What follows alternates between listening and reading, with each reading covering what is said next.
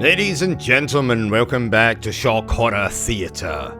My name is Ruben Crowley, and this is my review for Robert Eggers' Nosferatu. So dear viewers, Nosferatu was originally released in 2024, and this is a gothic horror film remake of Nosferatu, a symphony of horror which released all the way back in 1922, which in turn was inspired by Bram Stoker's oh-so famous novel, Dracula. So if you'll permit me, I would like to review this horror film the only way I know how. Badly. And let's start with what I absolutely love about this film. And I think there's no better place to start than with the film's cast. Most notably Bill Skarsgård, Nicholas Hoult, Lily Rose Depp, Aaron Taylor-Johnson, Emma Corrin, and Willem Dafoe. And while I've seen all of these actors in other films,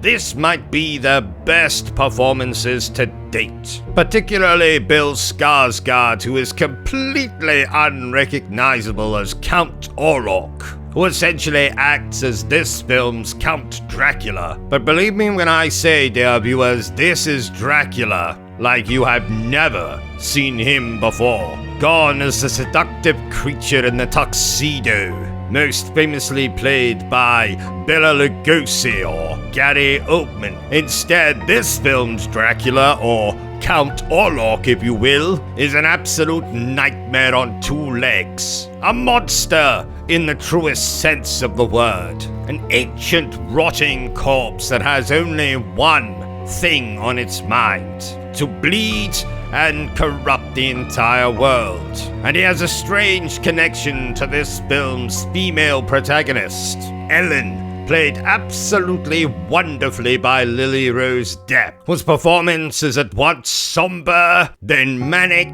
then like she's possessed by a literal demon. Her body contorts in ways I think even an Olympic gymnast would struggle with. She is an absolute standout here. Not surprising considering her father is a very talented actor in his own right, but the supporting cast is just as wonderful. Nicholas Hoult as Thomas Hutter, Ellen's husband, who shares some particularly frightening and tense scenes with Count Orlok himself.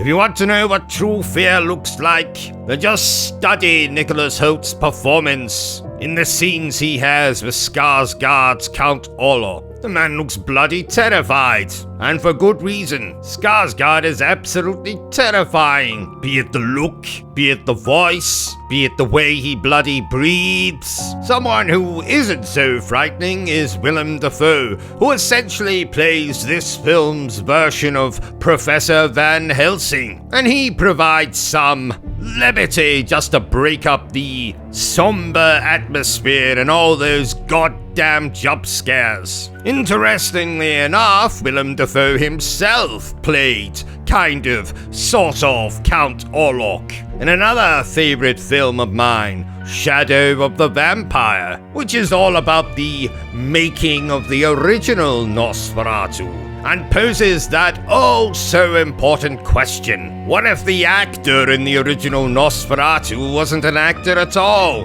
What if he was a real-life vampire? Trust me, dear viewers, if you haven't seen that film, go and watch it right now. But we are not here to talk about that. We are here to talk about Nosferatu. Another thing I absolutely love about this film is the production design, the visuals, the lighting. Every single bloody frame of this film seems like it was carefully planned out and constructed. Be it the way they choose to light Count Orlok in his castle, just barely out of shot. Be it the design of the actual castle itself, which is essentially a ruin. Be it the kind of sortable, beautiful shots of Carpathia, with Orlok's castle atop a massive mountain. Even Visberg, where a big portion of the film takes place. The streets are lined with people carrying coffins, victims of Orlok and his nefarious plague, just lying in the streets. Everything is absolutely top-notch.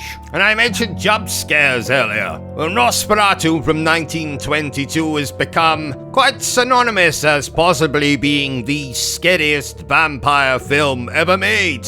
And I think Nosferatu 2024 certainly gives it a run for its money. There are horrifying scenes, most notably one in which Nicholas Holt's Thomas Hutter finds his way into the crypt where Count Orlok keeps his coffin, and deciding to try to vanquish this evil vampire once and for all, Count Orlok opens his eyes, leaps out of the coffin, and is revealed in all of his grotesque splendor. And yes, for all the ladies out there, he is completely naked. But believe me when I say, this is not a version of Bill Skarsgård you're going to want to take home to meet Mother. Oh no. Speaking of which, I also love the way that this film decided to present the quote-unquote love story between Ellen and Count Orlok.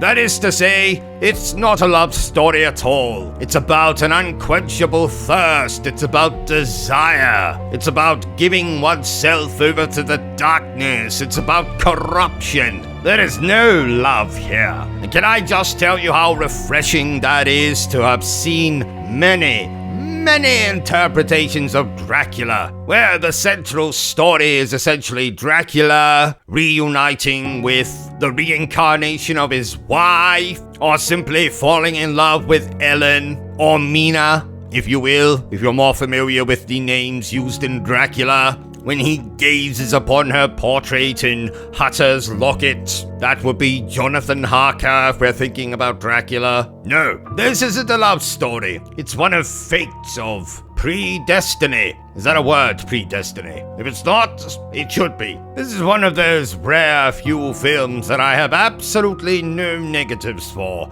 Every single time I rewatch this film, I've discovered something else, like, oh, you can see Orlok just at the side of the shot bed, or I never noticed that line of dialogue before, or the fact that you can audibly hear Thomas Hutter's heartbeat in one of his many scenes with Orlok. This movie is entrancing because every single shot, every single piece of music, every single line of dialogue keeps me glued to the screen, and if that's not a recommendation to watch a film, well, I don't know what is. Therefore, I'm going to declare that Nosferatu is an absolute bloody masterpiece. So there you have it, everyone. My review for Nosferatu 2024, or 2025, depending on where in the world you are. If you've enjoyed this little review of mine, don't forget to give me a thumbs up.